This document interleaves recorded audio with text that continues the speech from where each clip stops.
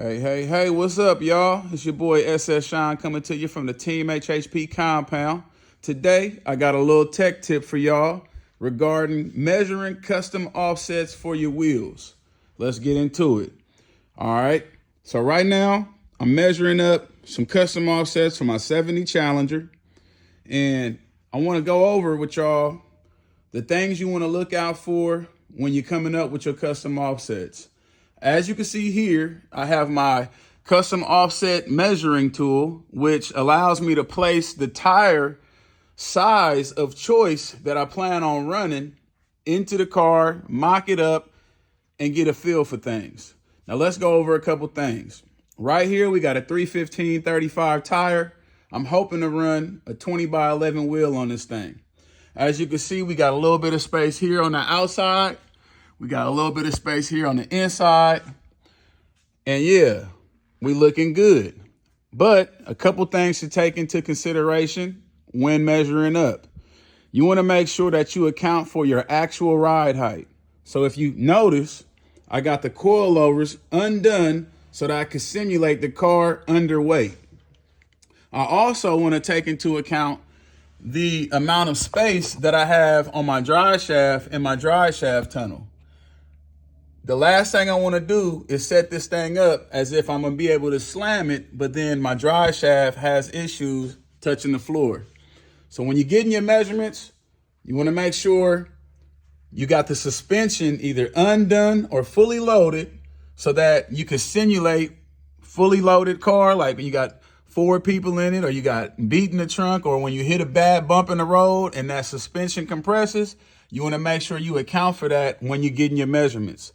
The easiest way to do that is to disconnect your coilovers, remove your springs, or something like that. In the front, what you want to look out for when you're measuring, you're going to pretty much want to do the same thing in the front. You want to simulate the car under full load, the suspension. You may be able to do that with the spring installed if you have your engine installed. However, one thing I will recommend doing is disconnecting the sway bar so that it's not fighting you on the side that you're trying to get your measurements on. You also want to go full lock to lock on your steering so that when you have your mock-up tire in here, which I'll be putting my mock-up tire in here soon, you want to make sure you're not running into any issues with the tire rubbing on the inside of the frame rails, front or back, under full suspension compression. I hope this helps y'all. If you want to get your custom measurements, the best way to do it is with a tool like this, or you can also make your own tool. But the number one key is to have the tires that you plan on running, or at least the size close to it, so that you can get your backspace. On this one, we have a 6-inch backspace. As you can see, the number there is 6.5, but you got to subtract the 1/2-inch pad on that part of the mount. So right now we're looking at about a 6-inch backspace on this 315/35.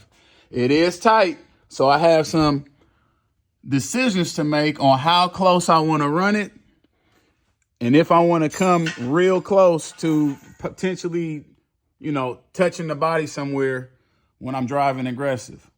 So again, make sure you got the suspension fully compressed or removed so that you can simulate compression.